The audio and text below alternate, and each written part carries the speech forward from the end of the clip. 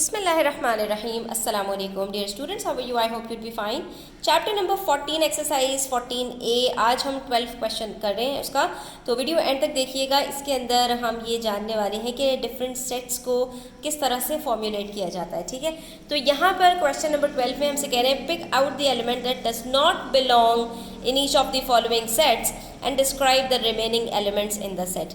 अब यहाँ पर हमें कुछ सेट्स दिए हैं इन्होंने, लेकिन इन्होंने कहा कि ये जो एलिमेंट्स इसके अंदर आपको नज़र आ रहे हैं तो एक एलिमेंट इसमें ऑड वन है। ठीक है, तो ये आपको क्या करना है, ये आपको बाहर निकाल देना है। क्यों? क्योंकि बाकी सारे जो सेट्स हैं ना, वो बाकी सारे जो एलिमेंट्स हैं वो उस सेट के अंदर कोई ख़ास वजह से हैं। ठीक है, अब जैसे हम बात कर लेते हैं पार्ट ए में, तो यहाँ पर हमारे पास कुछ कंट्रीज़ के नेम्स हैं, जैसे मलेशिया, सिंगापुर, कंबोडिया, दी फिलीपींस, वियतनाम, लाओस, म्यांमार और Brunei, Thailand, Indonesia and China.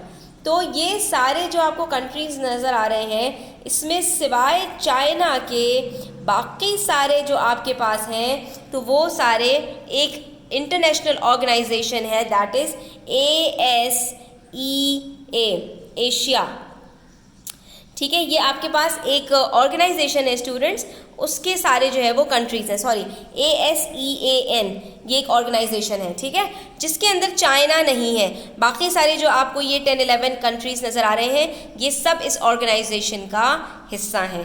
तो इसलिए यहाँ पर ऑड वन हमारे पास कौन सा है, चाइना है। हमने इसको बाहर निकाल देना है और बाकी बता देना है कि ये जो एलिमेंट्स हैं it is the set of Asian countries. ठीक है, ये वो वाला एशियन नहीं है ASIAN जो एशिया के अंदर आते हैं, क्योंकि एशिया में तो चाइना भी आता है, ये दूसरा एशियन है। ठीक है, उसके बाद हमारे पास पार्ट बी में रबर, कोकोनट, एप्पल, मैंगो, रामब्यूटन और ऑरेंज।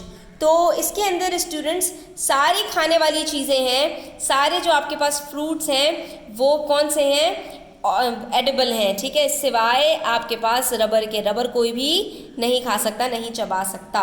ठीक है, तो आप क्या कहेंगे, it is the set of edible fruits. उसके बाद हमारे पास जो सेट है वो है 4, 9, 1, 25, 16, 49, 20, 36।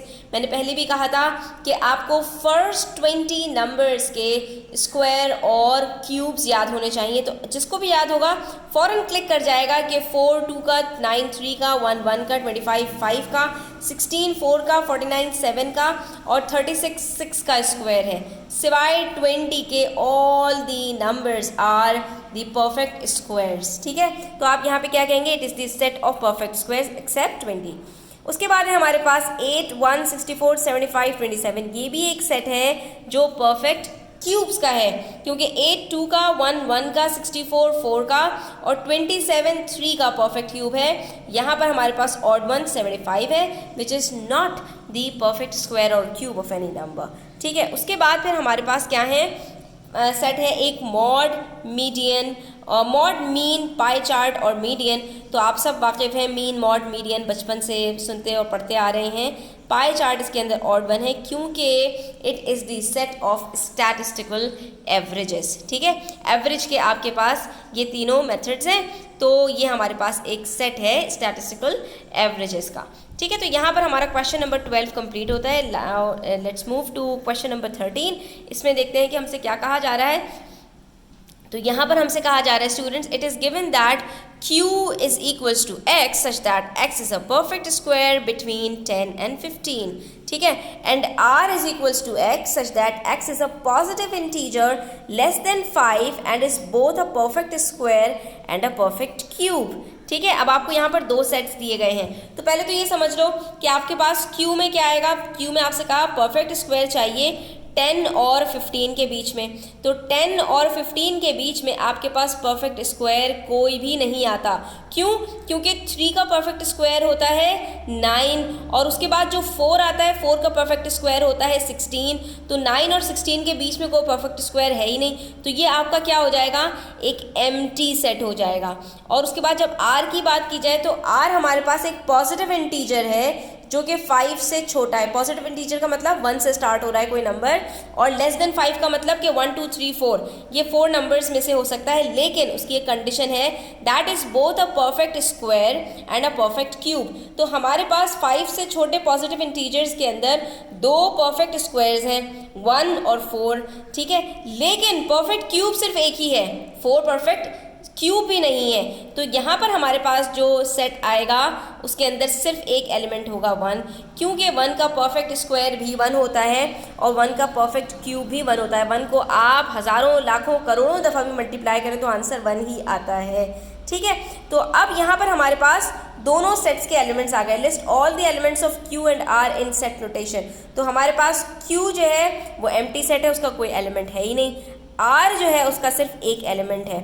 उसके बाद हमसे कह रहे हैं are Q and R empty sets. हमें ये बताना है कि इसमें से एम्प्टी सेट कौन सा है। तो हमने कहा नहीं नहीं, सिर्फ हमारे पास Q जो है वो एम्प्टी सेट है।